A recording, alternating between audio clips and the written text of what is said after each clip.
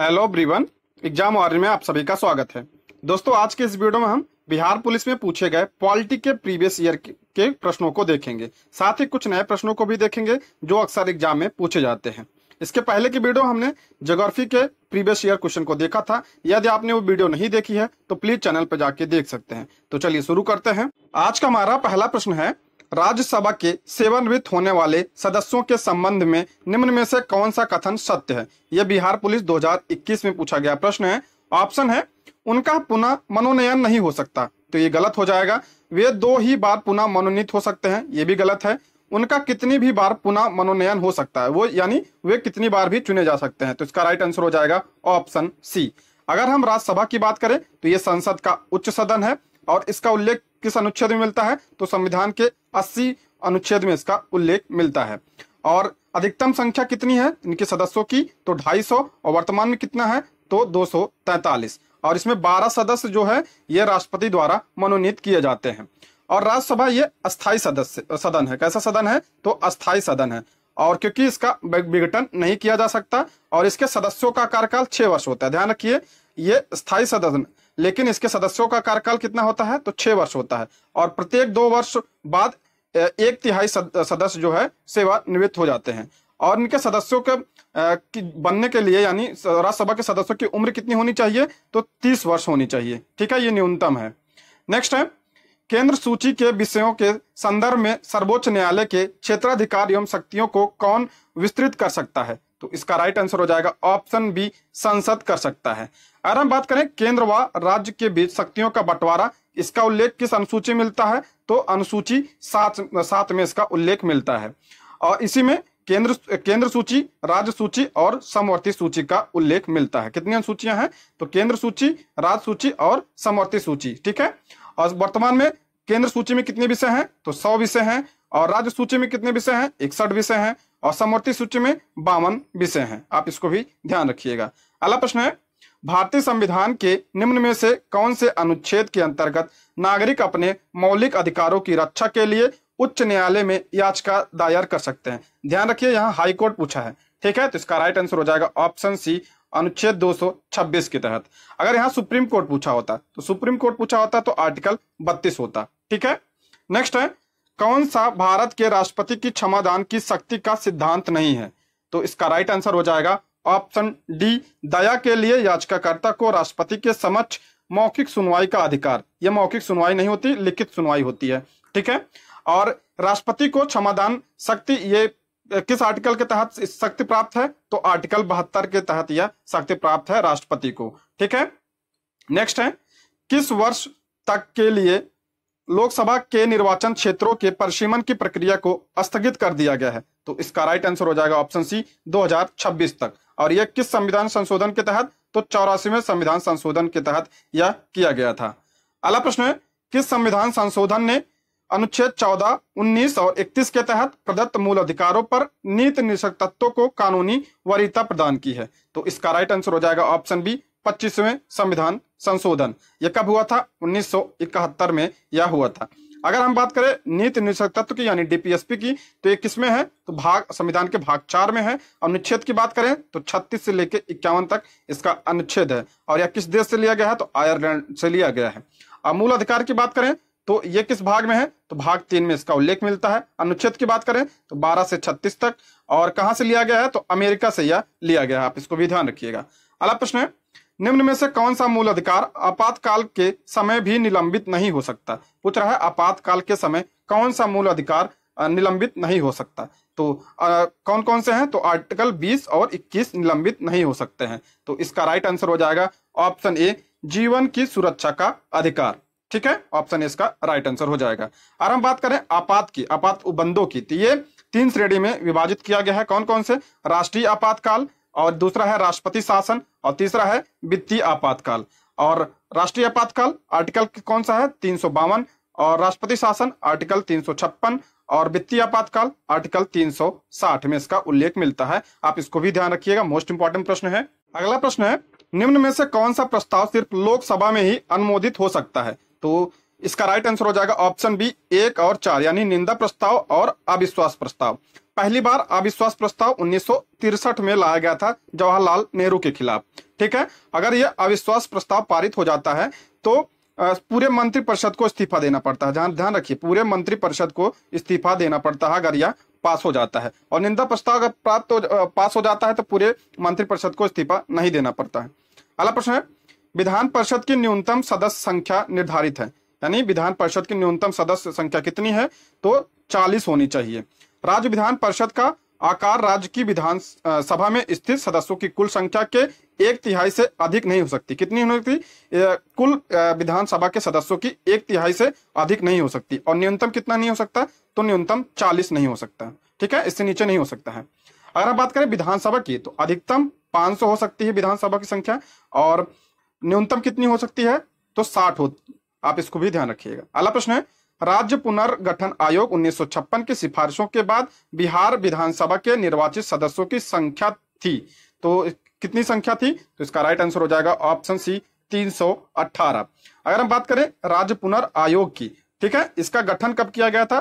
तो 22 दिसंबर 1953 को इसका गठन किया गया था। और इसे पारित कब किया गया था? 1956 में पारित किया गया था। आप इसको भी ध्यान रखिएगा, मोस्ट इंपॉर्टेंट प्रश्न है ये।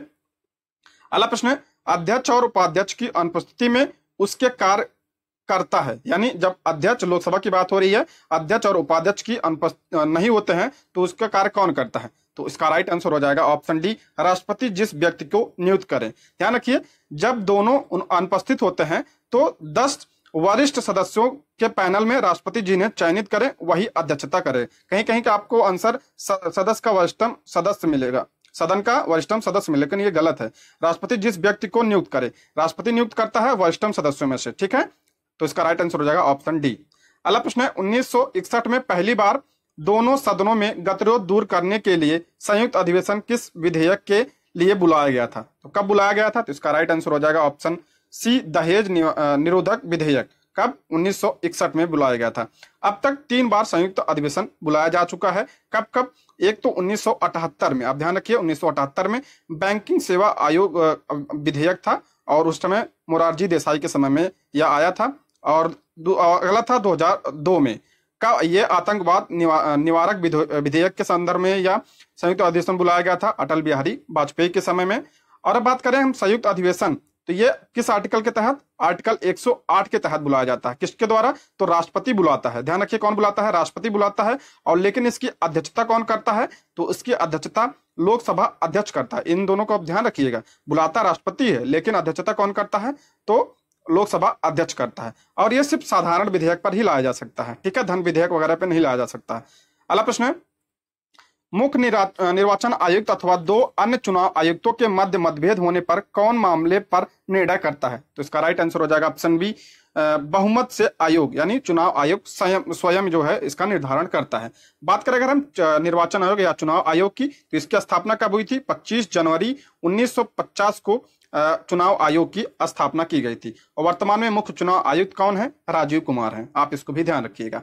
नेक्स्ट है, सभापति तथा उपसभापति का पद रिक्त होने पर कौन राज्यसभा की अध्यक्षता करता है? ध्यान रखिए, इसके पहले पूछा गया था लोकसभा के बारे में, अब पूछ रहा है ये राज्यसभा के बारे में। राज्यसभा का सभापति कौन होता है? तो उपराष्ट्रपति होता है। किस आर्टिकल के तहत? आर्टिकल 64 के तहत।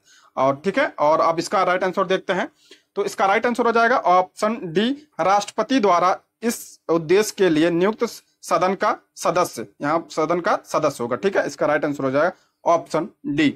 अगला प्रश्न है, बिहार राज्य विधानमंडल में प्राक्कलन समिति के सदस्यों का कार्यकाल क्या है? तो इसका राइट आंसर हो जाएगा ऑप्शन सी, 2 वर्ष। वैसे 1 साल होता है, तो बिहार में 2 वर्ष है। इसका राइट आंसर हो जाएगा ऑप्शन सी।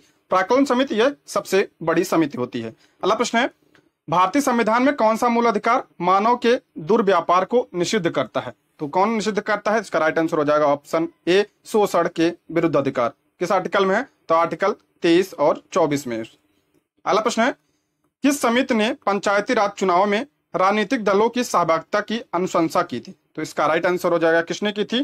तो ऑप्शन बी, अशोक मेहता समिति ने। इसका गठन कब किया गया था? 1977 में, और इसने अपनी रिपोर्ट 1978 में प्रस्तुत की थी।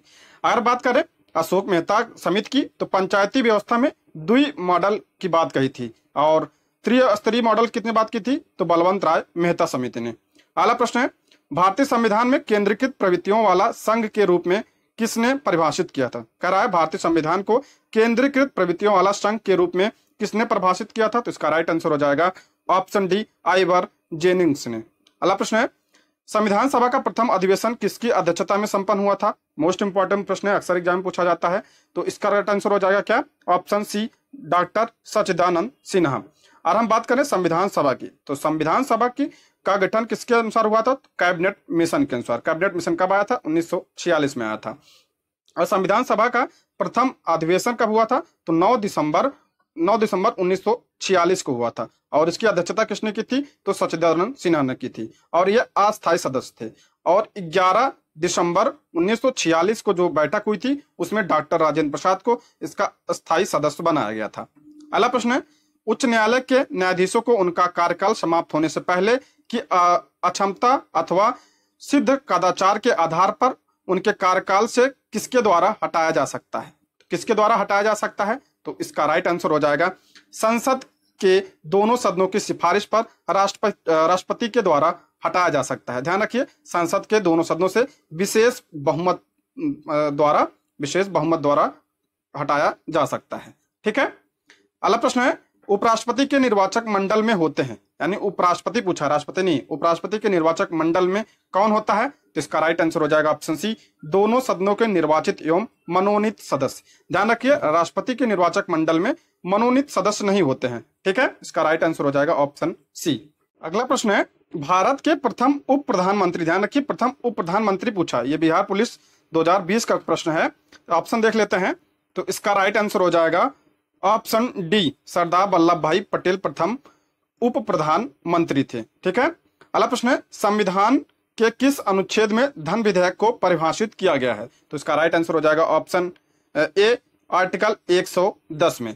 अच्छा, एक प्रश्न और बनता है कि कोई विधेयक धन विधेयक है, इसका निर्धारण कौन करता है? तो लोकसभा अध्यक्ष करता है। आप इसको ध्यान रखिए, पूछा जाता है, लोकसभा अध्यक्ष करता है।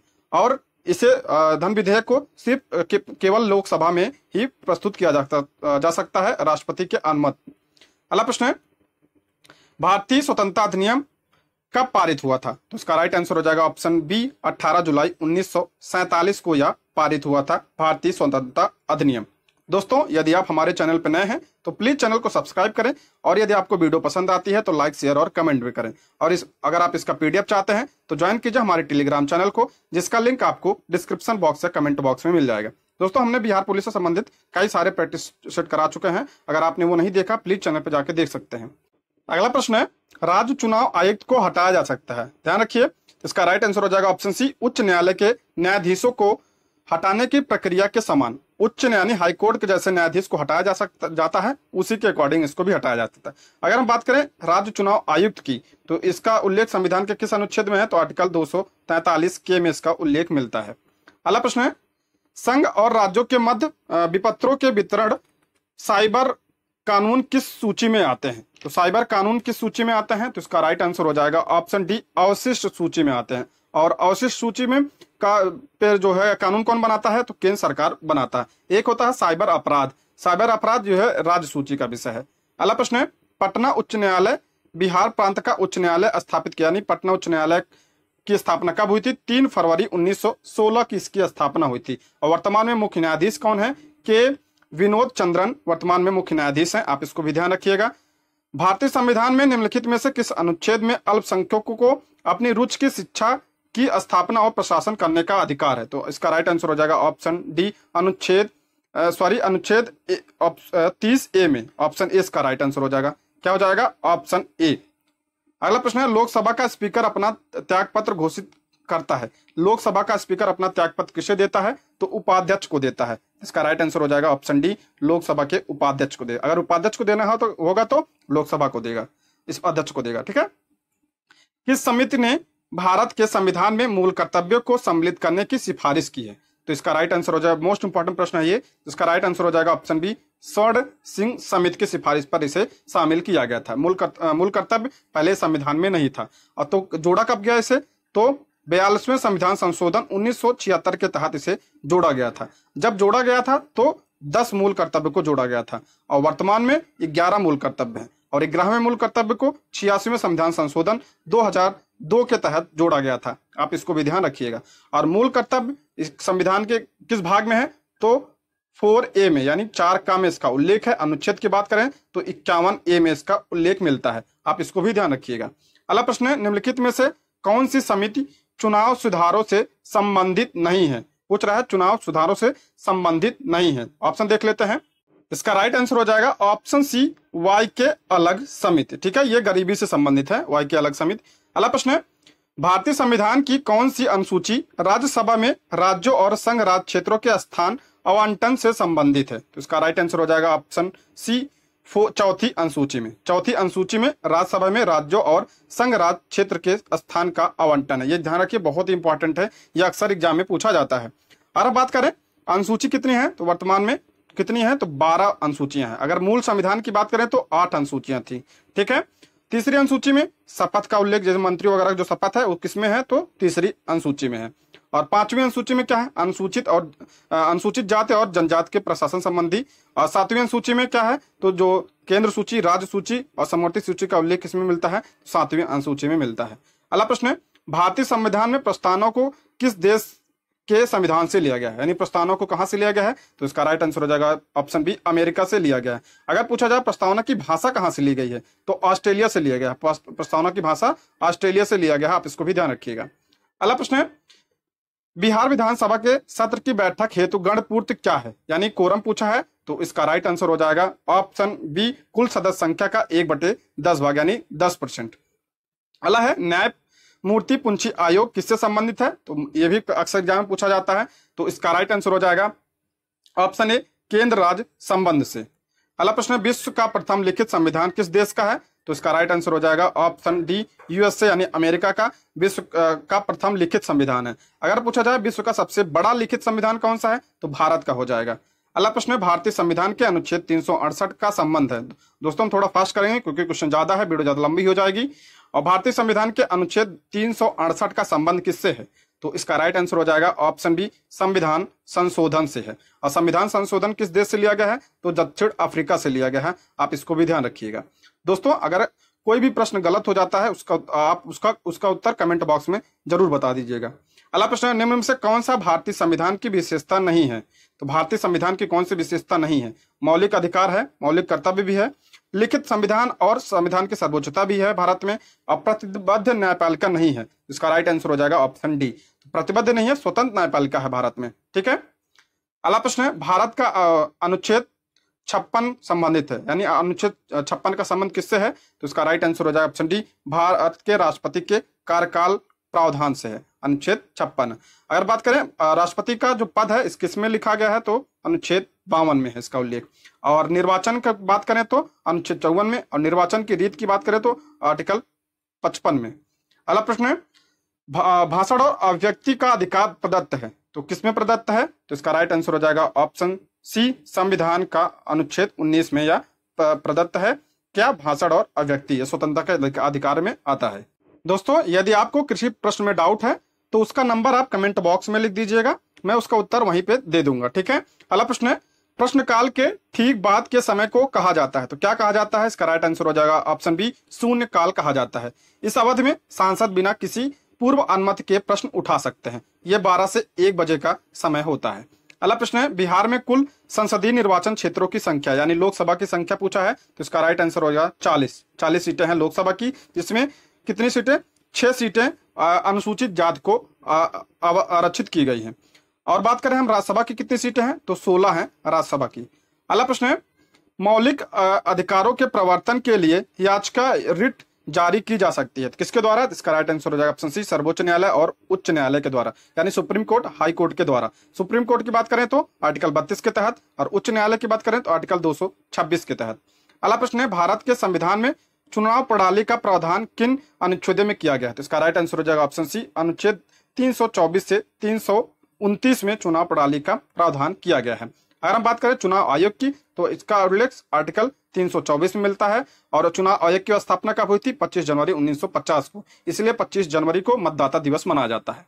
अगला प्रश्न है, राज्य के राज्यपाल को अध्यादेश जारी करने की शक्ति प्रयुक्त की जा सकती है, किस पर? तो राज्य सूची के विषय पर। अध्यादेश की बात करें तो आर्टिकल किसके तहत, आर्टिकल 213 के तहत, ठीक है। और अगर यहीं राष्ट्रपति की बात करें तो राष्ट्रपति आर्टिकल 123 के तहत अध्यादेश जारी करता है। अगला प्रश्न है, भाषण और अभिव्यक्ति की स्वतंत्रता में शामिल नहीं है, तो कौन शामिल नहीं है, तो इसका राइट आंसर हो जाएगा ऑप्शन बी, हड़ताल करने का अधिकार इसमें शामिल नहीं है। अगला प्रश्न है, डाक संशोधन विधेयक में पॉकेट बीटो का प्रयोग किस राष्ट्रपति ने किया था। मोस्ट इंपॉर्टेंट प्रश्न है, तो इसका राइट आंसर हो जाएगा ऑप्शन सी, ज्ञानी जैल सिंह। ये कब किए थे, 1986 में पॉकेट बीटो का प्रयोग किया था इन्होंने। किस पर, तो डाक संशोधन विधेयक पर। ये पॉकेट बीटो होता क्या है, जब राष्ट्रपति विधेयक को अपने पास रख लेता है, ना तो सहमति देता है ना तो असहमति देता है, तो उसे पॉकेट बीटो कहा जाता है। अगला प्रश्न है, भारतीय संविधान की अनुसूची 6 में किन किन राज्यों को शामिल किया गया है, तो अनुसूची 6 में कौन कौन से राज्यों को शामिल किया गया है, तो 4 राज्यों को शामिल किया गया है। कौन कौन से, असम, मेघालय, त्रिपुरा और मिजोरम। असम, मेघालय और त्रिपुरा और मिजोरम। आप इसको एटीएम से ध्यान रखिए, एटीएम से ध्यान रखिए, असम, त्रिपुरा, मेघालय और मिजोरम। अगला प्रश्न है, मूल भारतीय संविधान में कुल कितने भाग थे, तो भाग कितने थे, तो 22 भाग थे।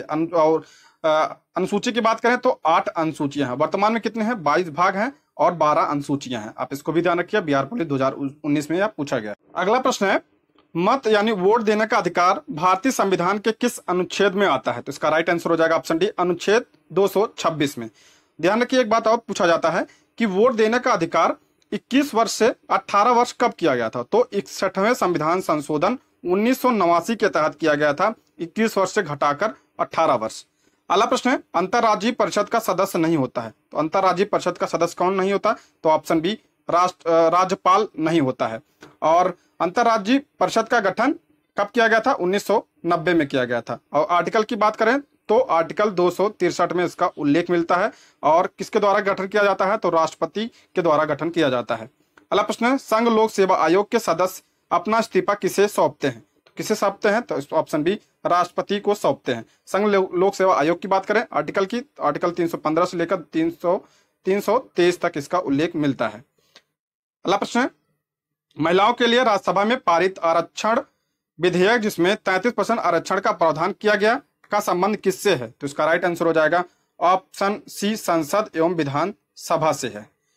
अगला प्रश्न है, राज्य का समूचा प्रशासन किसके नाम से चलाया जाता है, आप सभी को पता है, राज्यपाल के नाम से चलाया जाता है राज्य का। और केंद्र की बात करें तो राष्ट्रपति के नाम पर चलाया जाता है, क्योंकि यह कार्यपालिका के अध्यक्ष होते हैं। अगला प्रश्न है, निर्णायक मत क्या होता है, तो इसका राइट आंसर हो जाएगा ऑप्शन बी, जब दोनों पक्ष सहबद्ध यानी टाई हो तो निर्णायक मत दिया जाता है, यानी दोनों पक्ष जो बराबर वोट मिलता है तो वहां पे निर्णायक मत दिया जाता है। और निर्णायक मत का अधिकार किसे प्राप्त है, तो लोकसभा के अध्यक्ष को प्राप्त है, यानी स्पीकर को यह प्राप्त है। आप इसको ध्यान रखिएगा, पूछा जाता है ये। अगला प्रश्न है, राजनीति कभी धर्म से अलग नहीं हो सकती, यह कथन किसने कहा था, इसका राइट आंसर हो जाएगा ऑप्शन बी, महात्मा गांधी ने यह कहा था। अगला, शिक्षा का अधिकार अधिनियम कब पारित हुआ था, मोस्ट इंपॉर्टेंट प्रश्न है, इसका राइट आंसर हो जाएगा ऑप्शन सी, 2009 में यह पारित हुआ था, ठीक है। और लागू कब हुआ था, तो 1 अप्रैल 2010 में यह लागू हुआ था। एक प्रश्न और बनता है, और शिक्षा के अधिकार को मौलिक अधिकार यानी मूल अधिकार कब बनाया गया था, तो 86वें संविधान संशोधन 2002 के तहत इसे मूल अधिकार बनाया गया था। किस आर्टिकल में, आर्टिकल 21A में इसको शामिल किया गया था। अगला प्रश्न है, राष्ट्रपति के उम्मीदवार के लिए क्या आवश्यक नहीं है, तो इसका राइट आंसर हो जाएगा ऑप्शन ए, पढ़ा लिखा होना आवश्यक नहीं है। बाकी संसद चुने जाने की योग्यता रखता है, यानी ये कौन सा सांसद, लोकसभा के सदस्य, ठीक है। और देश का नागरिक हो, ये भी सही है, आयु 35 वर्ष है, ये भी सही है, तो इसका राइट आंसर हो जाएगा ऑप्शन ए। अगला प्रश्न है, भारत के राष्ट्रपति को पद की शपथ कौन दिलाता है, तो इसका राइट आंसर हो जाएगा ऑप्शन बी, भारत का मुख्य न्यायाधीश शपथ दिलाता है, सुप्रीम कोर्ट का मुख्य न्यायाधीश शपथ दिलाता है। और यह शपथ का उल्लेख किसमें है, तो आर्टिकल 60 में इसका उल्लेख मिलता है। अगला प्रश्न है, भारत के राष्ट्रपति की मृत्यु, पद त्याग अथवा हटाए जाने पर पद में हुई रिक्त को भरने की समय सीमा क्या है, तो इसका राइट आंसर हो जाएगा ऑप्शन सी, 6 माह। अगला प्रश्न है, भारत के किस राष्ट्रपति ने पूर्व में लोकसभा अध्यक्ष का पद भी संभाला था, इसका राइट आंसर हो जाएगा option B, N Sanjiva Reddy ने। और एन संजीव रेड्डी राष्ट्रपति कब बने थे, 1977 में निर्विरोध बने थे। अगला प्रश्न है, आकस्मिक निधि को राष्ट्र कैसे व्यय कर सकता है, तो इसका राइट आंसर हो जाएगा ऑप्शन सी, संसदीय स्वीकृति के बाद या व्यय कर सकता है। अगला प्रश्न है, भारत के प्रधानमंत्री का पद है, तो इसका राइट आंसर हो जाएगा ऑप्शन डी, संविधान द्वारा सृजित। और प्रधानमंत्री के पद की नियुक्ति कौन करता है? तो राष्ट्रपति करता है।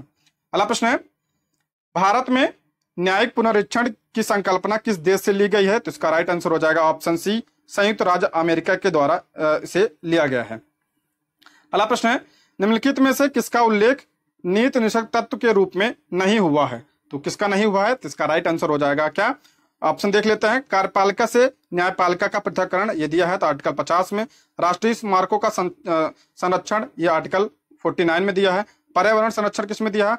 48A में इसका उल्लेख मिलता है। तो इसका राइट आंसर हो जाएगा ऑप्शन डी, भारत की संप्रभुता तथा अखंडता की रक्षा।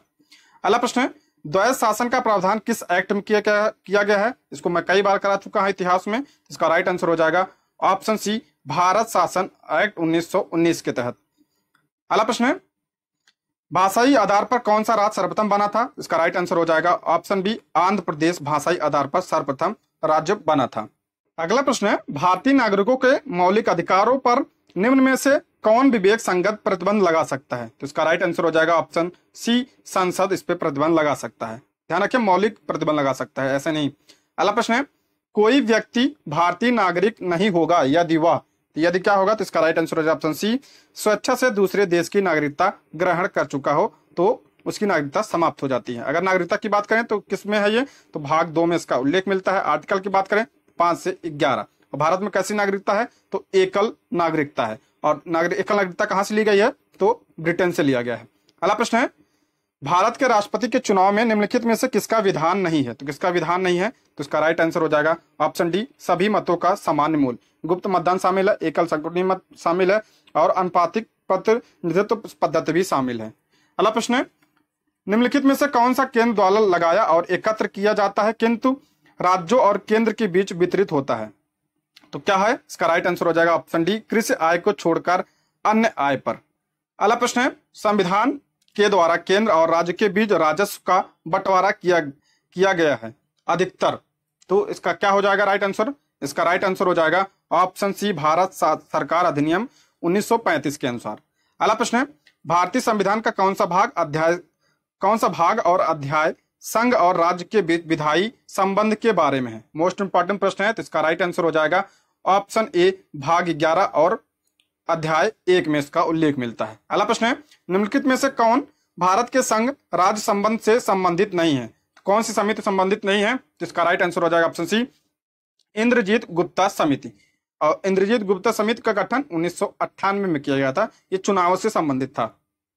अगला प्रश्न है, सरकारिया आयोग का गठन हुआ था समीक्षा के लिए, किसके समीक्षा के लिए? तो उसका राइट आंसर हो जाएगा ऑप्शन डी, इसका राइट आंसर हो जाएगा, यानी संघ और राज्यों के मध्य संबंधों के लिए सरकारिया आयोग का गठन किया गया था। अगला प्रश्न है, निम्नलिखित में से कौन एक सरकारिया आयोग की संस्तुतियों में शामिल नहीं है? तो इसका राइट आंसर हो जाएगा ऑप्शन सी, अवकाश प्राप्त राज्यपालों को लाभ का पद ग्रहण करने से वर्जित किया जाए। अगला प्रश्न है, संघीय क्षेत्रों को प्रतिनिधित्व प्राप्त है? तो इसका राइट आंसर हो जाएगा ऑप्शन सी, संसद के दोनों सदनों में। अगला प्रश्न है, संघीय क्षेत्र मतलब राज्य केंद्र शासित प्रदेश हो जाएगा, ठीक है। अगला प्रश्न है, संघीय व्यवस्था में किस संस्था को संविधान का संतुलन चक्र का माना जाता है? तो इसका राइट आंसर हो जाएगा ऑप्शन सी, न्यायपालिका को संविधान का संतुलित चक्र माना जाता है। अगला प्रश्न है, निम्नलिखित में से कौन एक अध्यात्मक शासन प्रणाली का आधारभूत तत्व है? तो इसका राइट आंसर हो जाएगा ऑप्शन बी, एकल कार्यपालिका। अगला प्रश्न है, निम्नलिखित में से किस संघात्मक राज्य में इकाइयों को संवैधानिक संशोधन की प्रक्रियाओं को प्रारंभ करने की कोई शक्ति नहीं दी गई है? तो इसका राइट आंसर हो जाएगा ऑप्शन डी, भारत। अगला प्रश्न है, भारतीय संविधान अर्ध संघात्मक है, किसने कहा था? तो यह किसने कहा था? तो इसका राइट आंसर हो जाएगा ऑप्शन डी, के.सी. वियर ने कहा था। अगला प्रश्न है, भारतीय संविधान निर्माताओं द्वारा संघीय ढांचा अपनाने का एक कारण यह था, क्या कारण था? तो इसका राइट आंसर हो जाएगा ऑप्शन सी, इसे देश में जाति, धर्म, भाषा की विभिन्नता के कारण स्वीकारा गया है। किसे? संघीय ढांचा। अगला प्रश्न है, भारत एक गणतंत्र है जिसमें अंतर्निहित है। तो भारत एक गणतंत्र, क्या इसमें क्या अंतर्निहित है? इसका राइट आंसर हो जाएगा ऑप्शन ए, राज्य का अध्यक्ष निर्वाचित होता है, ठीक है। अगला प्रश्न है 84, एक संघीय राज्य व्यवस्था में सम्मिलित है। तो क्या सम्मिलित है? संघ और राज्य के बीच संबंध, ये भी सही है। राज्यों के मध्य संबंध सही है। समन्वय के लिए तंत्र सही है। विवादों को सुलझाने के लिए तंत्र, ये भी सही है। तो इसका राइट आंसर हो जाएगा ऑप्शन ए, 1, 2, 3, 4। अगला प्रश्न है, संघात्मक व्यवस्था में केंद्र और राज्यों के मध्य शक्तियों का विभाजन किसके द्वारा होता है? आप सभी को पता है, संविधान के द्वारा। ऑप्शन बी इसका राइट आंसर हो जाएगा। अगला प्रश्न है, लोकसभा में गुजरात राज्य की कितनी सीटें हैं? गुजरात राज्य का पूछा है। आप लोकसभा और राज्यसभा की सीटें जितने भी स्टेट हैं उसको आप ध्यान रखिएगा, उनकी सीटों को। तो इसका राइट आंसर हो जाएगा ऑप्शन ए 26। अगर बात करें गुजरात की राज्यसभा सीट कितनी है, तो 11 सीटें हैं। अगला प्रश्न है, भारतीय संसद में मंत्रिमंडल के विरुद्ध अविश्वास प्रस्ताव पेश करने के लिए न्यूनतम डैश सदस्यों के समर्थन की आवश्यकता होती है? तो इसका राइट आंसर हो जाएगा ऑप्शन डी 50। ठीक है, 50 सदस्यों की आवश्यकता होती है। अगला प्रश्न है, डैश को उत्तर प्रदेश के हिमालयी पहाड़ी क्षेत्र में उत्तराखंड नामक एक नया राज्य अस्तित्व में आया, यानी उत्तराखंड राज्य की स्थापना कब हुई थी? तो 9 नवंबर 2000 को उत्तराखंड राज्य की स्थापना हुई थी। एक प्रश्न और बनता है कि झारखंड राज्य की स्थापना कब हुई थी? तो बिहार से अलग हुआ था झारखंड, 15 नवंबर 2000 को झारखंड राज्य की स्थापना हुई थी। अगला प्रश्न है, भाषा के आधार पर राज्यों का पुनर्गठन किस वर्ष में किया गया था? तो इसका राइट आंसर हो जाएगा ऑप्शन डी 1956 में किया गया था। अगला प्रश्न है, त्रिपुरा को कब भारत के पूर्ण राज्य का दर्जा मिला, यानी त्रिपुरा को भारत का पूर्ण राज्य का दर्जा कब मिला था? तो इसका राइट आंसर हो जाएगा ऑप्शन बी 1972 में, और यह 20वां राज्य बना था 1972 में। अगला प्रश्न है, भारतीय और अमेरिकी संघवाद में जिस एक बिंदु पर समानता पाई जाती है वह है क्या है? तो इसका राइट आंसर हो जाएगा क्या हो जाएगा? इस ऑप्शन डी, केंद्र और राज्यों के बीच विवाद में सर्वोच्च न्यायालय विवाद को निपटाता है। अगला प्रश्न है, भारत में निम्न में से कौन सी रिपोर्ट या प्रस्ताव केंद्र राज्य संबंधों के विषय में है? तो इसका राइट आंसर हो जाएगा ऑप्शन ए राजमन्नार कमेटी, और option B Sarkaria commission report. दोनों सही हो जाएगा। इसमें कूट दिया है, कूट देख लेते हैं, कूट क्या कह रहा है। तो ऑप्शन हो जाएगा इसका ऑप्शन ए इसका राइट आंसर हो जाएगा। अगला प्रश्न है, निम्नलिखित में से किन समितियों या आयोगों ने केंद्र राज्य संबंध के विषय में संस्तुतियां प्रस्तुत की? वही प्रश्न फिर आ गया, तो इसका राइट आंसर हो जाएगा राजमन्नार समिति और सरकारी आयोग, यानी ऑप्शन बी 1 और 2। अगला प्रश्न है, निम्नलिखित में से कौन सही है? अध्यात्मक शासन प्रणाली की विशेषता है, यानी अध्यात्मक शासन की जो प्रणाली की विशेषता क्या है? तो इसका राइट आंसर हो जाएगा ऑप्शन डी उपयुक्त सभी, यानी कार्यकारिणी का प्रमुख राष्ट्रपति होता है, सही है। राष्ट्रपति अपने मंत्रिपरिषद का चयन स्वयं करता है, सही है। राष्ट्रपति व्यवस्थापिका को भंग नहीं कर सकता, ये भी सही है। तो इसका राइट आंसर हो जाएगा ऑप्शन डी। अगला प्रश्न है, भारत की संघीय व्यवस्था किससे ली गई है? तो इसका राइट आंसर हो जाएगा ऑप्शन बी कनाडा से यह ली गई है। अगला प्रश्न है, नीचे दिए गए वक्तव्य दिए गए हैं, इसमें कथन दिया है। पहला कथन कह रहा है, भारतीय राजनीतिक व्यवस्था की प्रकृति संघीय है, सही है। यह शक्ति के केंद्रीकरण पर आधारित है, यह भी सही है। तो इसका राइट आंसर हो जाएगा ऑप्शन बी। ध्यान रखिए, दोनों सही है लेकिन एक दूसरे की व्याख्या नहीं करता है। ऑप्शन बी इसका राइट आंसर हो जाएगा। अगला प्रश्न है, कौन सा मत बृहद रूप से भारत में क्षेत्रवाद के अस्तित्व से संबंधित है? तो 97 का हो जाएगा ऑप्शन डी उपयुक्त सभी, यानी भारतीय संघ से स्वतंत्र होने की मांग, सही है। पृथक राज्य की मांग, ये भी सही है। पूर्ण राज्य की मांग, ये भी सही है। उपयुक्त सभी हो जाएगा इसका राइट आंसर। अगला प्रश्न है, सरकारी आयोग की संस्तुतियां निम्नलिखित में से किससे संबंधित है? तो किससे संबंधित है? तो इसका राइट आंसर हो जाएगा ऑप्शन डी केंद्र राज्य संबंध। कई बार आ चुका है प्रश्न।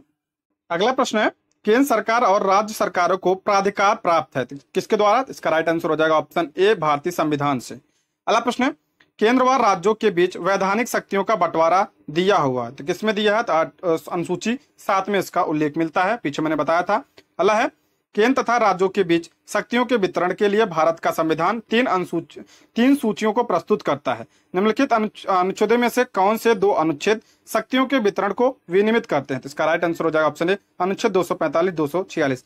तीनों अनुसूची के बारे में मैं पीछे बता चुका हूं। अगला प्रश्न है, संघात्मक राज्य में केंद्र व राज्य के शक्तियों में परिवर्तन किया जा सकता है, किसके द्वारा? तो इसका राइट आंसर हो जाएगा ऑप्शन सी संविधान संशोधन के द्वारा।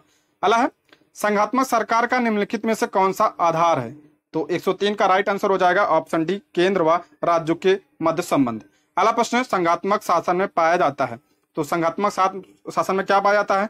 संविधान की सर्वोच्चता, लिखित व कठोर संविधान। तो इसका राइट आंसर हो जाएगा ऑप्शन सी 1 और 2 दोनों।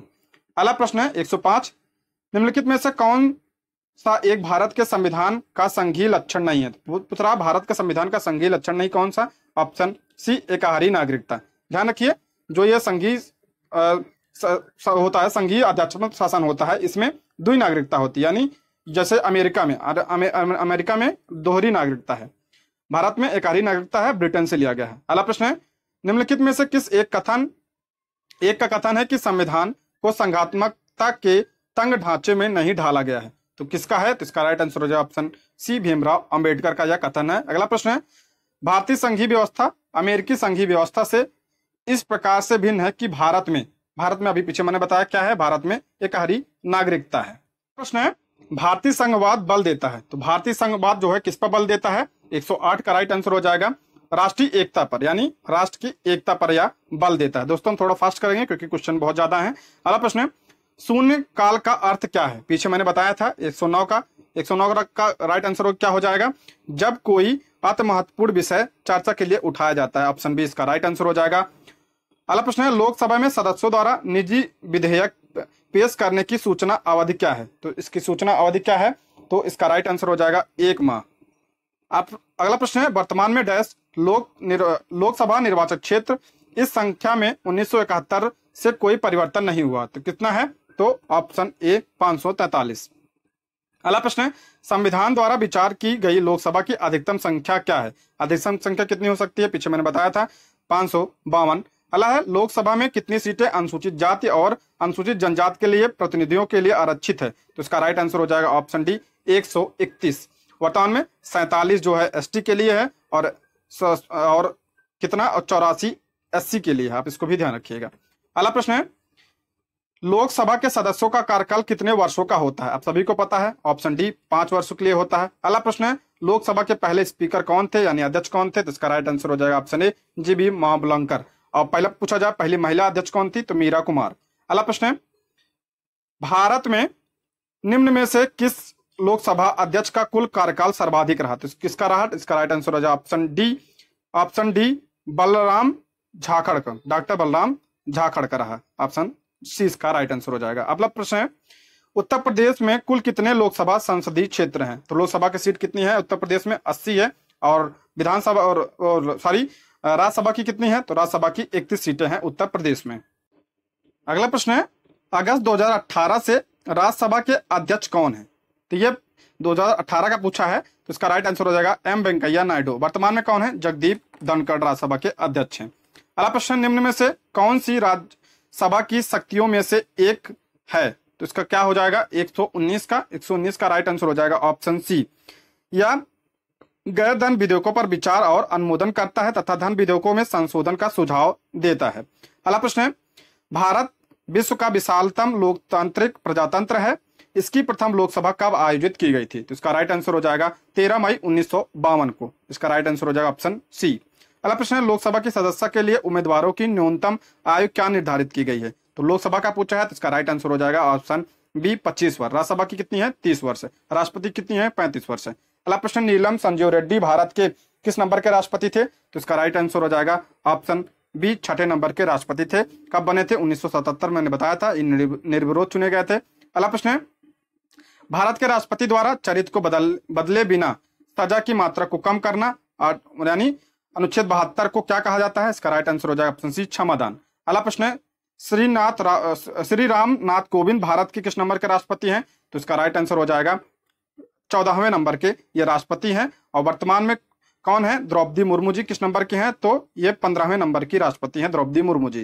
अगला प्रश्न है, मृत्युदंड के मामले में क्षमा देने का अधिकार किसे है? पीछे मैंने बताया था, इसका राइट आंसर हो जाएगा आर्टिकल 72 के तहत राष्ट्रपति को।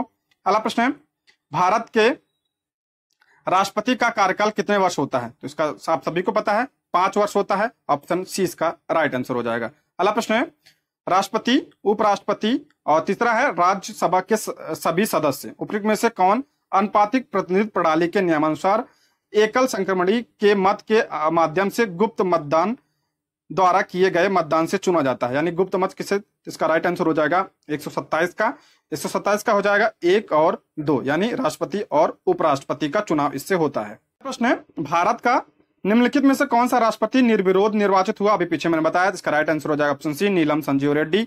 अगला प्रश्न है, किस भारतीय राष्ट्रपति ने आयरिश स्वतंत्रता संग्राम में भाग लिया और इसके लिए जेल भी गए? तो इसका राइट आंसर हो जाएगा कौन गया था? 129 का राइट आंसर हो जाएगा बीबी गिरी। ऑप्शन ए इसका राइट आंसर हो जाएगा। अगला प्रश्न है 180, राज्यसभा की विशेष शक्ति इस आशय का प्रस्ताव अपनाकर संविधान के अनुच्छेद 10 में दिया गया है कि वह राज्य सूची में शामिल किसी भी मामले के संबंध में कानून बनाने के लिए संसद को सशक्त बना सके। किसमें दिया है? आर्टिकल 249 में इसका उल्लेख मिलता है। ऑप्शन डी इसका राइट आंसर हो जाएगा। अगला प्रश्न है, अनुच्छेद 10 के प्रावधानों के तहत लोकसभा और राज्यसभा की संयुक्त बैठक को राष्ट्रपति द्वारा बुलाया जा सकता है। अभी मैंने पीछे बताया, आर्टिकल 108 के तहत इसे बुलाया जा सकता है संयुक्त अधिवेशन को। अगला प्रश्न है, लोकसभा में मतदान करते समय टाई की स्थिति में डैश के पास वोट डालने का अधिकार होता है। अभी पीछे मैंने बताया किसके पास होता है? ऑप्शन बी, स्पीकर के पास होता है निर्णायक मत देने का अधिकार। अगला प्रश्न है 133। अगला प्रश्न, भारत के पहले प्रधानमंत्री पंडित जवाहरलाल नेहरू ने 14 अगस्त 1947 की मध्यरात को नियत से वादा शीर्षक भाषण कहां से दिया? तो इसका राइट आंसर हो जाएगा ऑप्शन सी, संसद संविधान सभा से दिया था। अगला प्रश्न है, इनमें से कौन सा भारत का कार्यवाहक राष्ट्रपति नहीं था? तो कार्यवाहक राष्ट्रपति कौन नहीं थे? तो इसका राइट आंसर हो जाएगा ऑप्शन ए, बीबी गिरी। बीबी गिरी जो है 1969 में राष्ट्रपति बने थे। बाकी ये सारे कार्यवाहक राष्ट्रपति रह चुके हैं। अगला प्रश्न है, भारत के राष्ट्रपति अपना कार्यकाल पूरा होने के पहले अपना त्यागपत्र किसको सौंपते हैं? तो इसका राइट आंसर हो जाएगा ऑप्शन बी, उपराष्ट्रपति को। ठीक है। अगला प्रश्न है, अनुसूचित जनजाति के संरक्षण के लिए एक क्षेत्र को अनुसूचित क्षेत्र के रूप में घोषणा करने की शक्ति किसके पास होती है? आप सभी को पता है, भारत के राष्ट्रपति के पास यह शक्ति होती है। अगला प्रश्न है, राष्ट्रपति द्वारा राज्यसभा में कितने सदस्यों को नामित किया जा सकता है? अभी पीछे मैंने जब बताया था, इसका राइट आंसर हो जाएगा ऑप्शन सी, 12 सदस्यों को। अगला प्रश्न है, 42वें संविधान संशोधन के माध्यम से भारतीय संविधान में कितने मौलिक कर्तव्य सम्मिलित किए गए हैं? तो इसका राइट आंसर हो जाएगा, ध्यान रखिए पूछ रहा है कि 42वें संविधान संशोधन के तहत, इसका राइट आंसर हो जाएगा ऑप्शन सी, 10। ठीक है, 10 जब मूल कर्तव्य जोड़े गए थे तो 10 थे, और वर्तमान में कितने हैं? 11। अभी मैंने पीछे इसको डिटेल से बताया था। अगला प्रश्न है, मार्च 2019 तक उपलब्ध जानकारी के अनुसार भारतीय संविधान में कितने मौलिक कर्तव्य? देखो प्रश्न आ गया, तो इसका राइट आंसर हो जाएगा ऑप्शन डी, 11 मौलिक कर्तव्य है। अगला प्रश्न है, मौलिक कर्तव्यों से संबंधित अनुच्छेद 51(1) को संविधान में किस संविधान संशोधन द्वारा शामिल किया गया है? किसके द्वारा? अभी भी मैंने बताया, तो 42वां संविधान संशोधन 1976 के द्वारा इसे जोड़ा गया था, स्वर्ण सिंह समिति की सिफारिश पर।